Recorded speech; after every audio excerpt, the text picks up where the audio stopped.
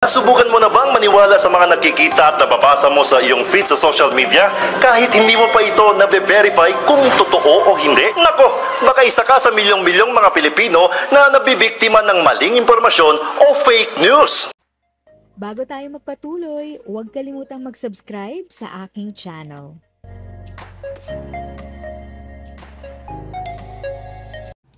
Magandang araw sa ating mga viewers, lalo na sa ating mga lolo't lola. This is Tita Eda. Ang topic po natin today based sa title, Fake News.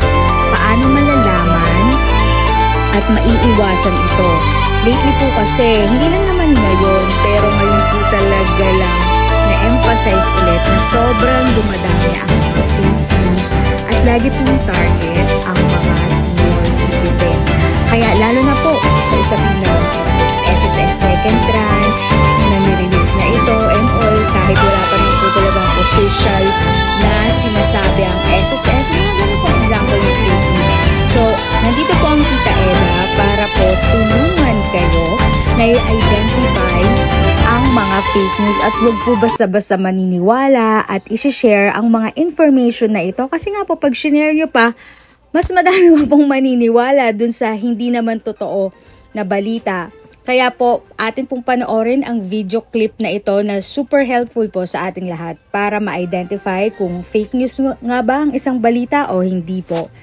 Kaya panoorin at tapusin ng buo ang video para sa dagdag kaalaman. Mas mabilis ang pagbibigay at pagtanggap ng impormasyon. Mas mabilis na rin ang pagkalat ng mga maling balita. Kaya naman hindi mapagkakaila ang banta ng fake news. Pero paano nga ba tayo mas magiging mapanuri? Alamin sa sentro ng balita ni Christian Bascones.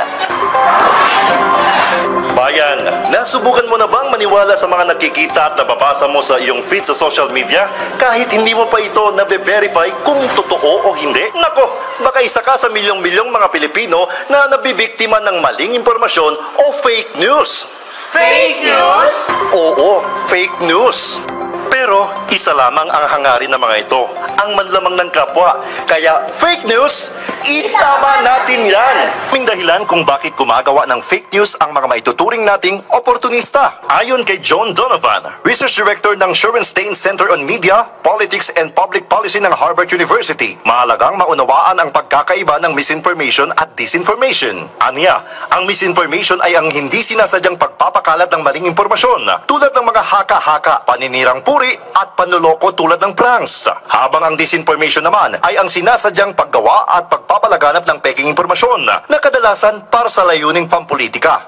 Tulad ng scams, pag-e-edit ng mga mensahe, larawan o video na salungat sa totoong laman nito.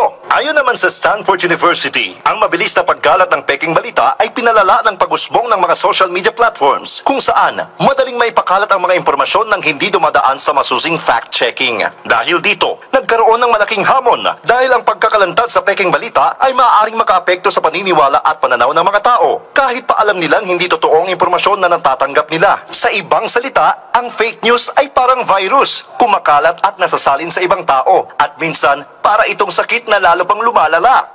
Sandamakmak na maling impormasyon ang kumakalat ngayon sa Pilipinas, lalo na sa social media. Kaya fake news, itama natin yan. Itong fake quote ni US President Donald Trump patungkol sa pinag-uusapang issue ng pag-aresto kay dating Pangulong Rodrigo Duterte. Sa fake quote post ng BBC News, di umano, pinagbantaan ni Trump na papatawan ng 50% tariff ang Pilipinas kapag hindi na ibalik sa Pilipinas si Duterte. Habang mas matindi naman ang laman ng peking quote card ng Washington Post. Pinapalabas na paparusahan ni Trump ang administrasyon ni Pangulong Ferdinand R. Marcos Jr. dahil sa pagpayag nito sa pag-aresto kay Duterte. At di umano, nakipag-ugnayan na ito sa Pangulo ng China na si Xi Jinping para mapag-usapan ng isyong kinasasangkutan ng kanilang true friend. Sa isinagawang pananaliksik ng PTV Research Division, walang ganong quote card ang mga nabanggit na kilalang media platform. Kaya fake news, itama natin yan. Mga kumakalat na peking code card ng mga fictional character na di umano'y nagboluntaryong maging abogado ni Duterte sa kaso nito. Pawang mga karakter sa pelikula, model o mga artista ang mga personalidad na ginamit dito. Sabi nga ng sociologist na si Brother Clifford Sorita na hindi biro ang mga epekto ng fake news. Pwede itong magdulot ng maraming masamang epekto tulad ng kaguluhan. Fake news is not a good joke. It's not something to joke about.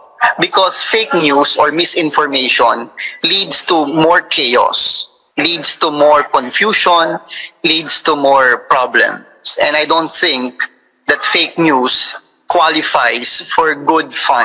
Dalang naman ang proseso ng fact-checking, kaya mas maigi na bigyan natin ito ng pansin. Fake news? Itama natin yan! Sa dami ng mga peking impormasyon ngayon na kumakalat sa social media, nandito ang inyong People's Television Network para kayo'y alalayan sa paglaban kontra fake news. Kaya sabay-sabay natin sabihin ang fake news, itama natin yan! Yan lang po muna ang aking update. Sana ay nakatulong na dagdag kaalaman ang aking shinare today. Ang goal ng aking channel ay mag-create ng awareness.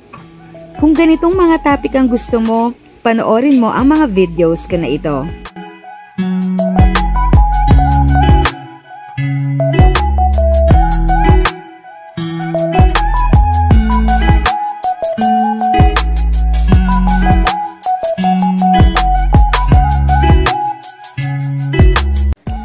Thanks for watching! Kung may kapamilya, kaibigan o kakilala sa tingin mo ay magiging interesado sa video, please share or tag sila sa comment section.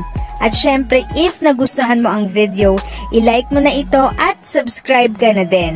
As always, feel free to write your questions, comments, and opinions respectfully. And continue to be a blessing and stay safe!